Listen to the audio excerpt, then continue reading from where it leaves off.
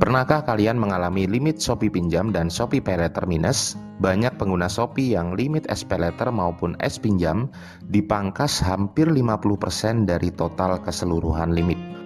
Apa sebenarnya tujuan dari pihak Shopee memangkas limit tersebut dan siapa saja yang terkena target pemangkasan limit? Saya akan membahasnya pada video kali ini.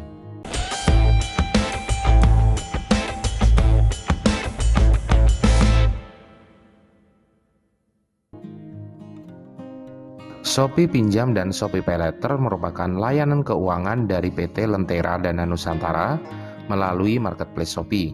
Kalian dapat membayar barang di Shopee secara kredit melalui fasilitas Shopee PayLater dan meminjam uang tunai tanpa jaminan di Shopee Pinjam.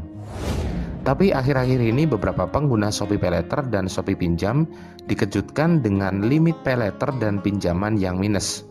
Kalau limit minus, tentu saja kita tidak akan bisa mengajukan pinjaman lagi sampai semua pinjaman yang masih berjalan tersebut lunas. Jadi penyebab limit itu menjadi minus bukan karena error sistem ya teman-teman. Jadi kalian tidak usah merefresh akun Shopee kalian berharap limit tersebut akan dikembalikan.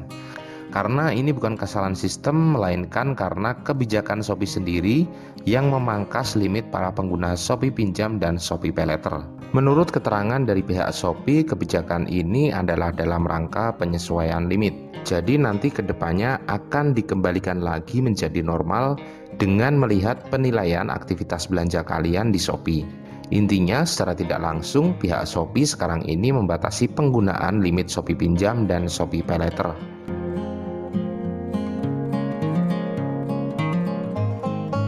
Nah, lalu apakah semua pengguna Shopee Pinjam dan Shopee PayLater terkena dampak masalah ini? Jawabannya adalah tidak. Dari sumber yang saya dapatkan dari beberapa pengguna Shopee, mereka yang terdampak pemangkasan limit ini adalah mereka yang sisa limitnya selalu nol di setiap bulannya.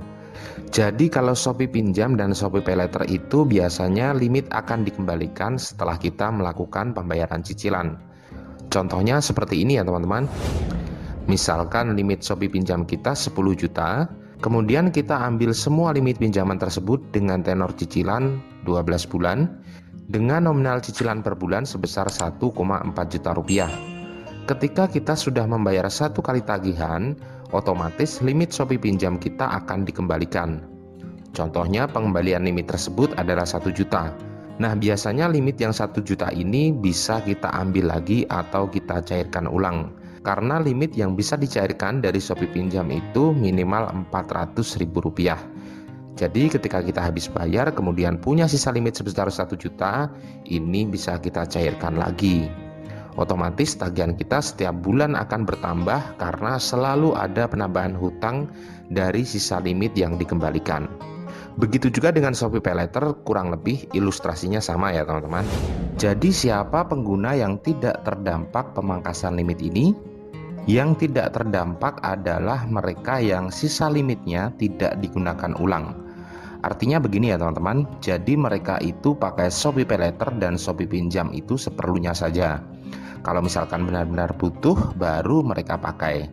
Jadi metode pembayaran belanja mereka itu variatif dan tidak selalu menggunakan fasilitas Shopee PayLater. Orang-orang seperti ini yang limit setiap bulannya selalu bertambah karena hutang mereka semakin berkurang. Dan mereka ini yang sekarang selamat dari pemangkasan limit. Ada banyak orang yang berpikir kalau keputusan dari pihak Shopee ini salah. Seharusnya mereka mendapatkan keuntungan besar dari bunga fasilitas Shopee PayLater dan Shopee Pinjam. Kenapa yang terkena dampak dari pemangkasan limit ini adalah mereka yang konsumtif menggunakan fasilitas tersebut.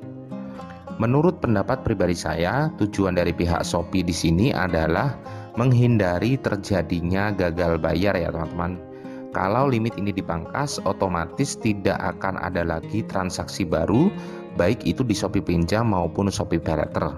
Otomatis ketika kita tidak ada transaksi baru, cicilan kita setiap bulan itu tidak akan bertambah. Jadi intinya kita disuruh bayar cicilan yang ada sekarang ini sampai lunas. Baru setelah semua cicilan itu lunas, kemungkinan besar limit kredit kita akan dikembalikan normal seperti kemarin.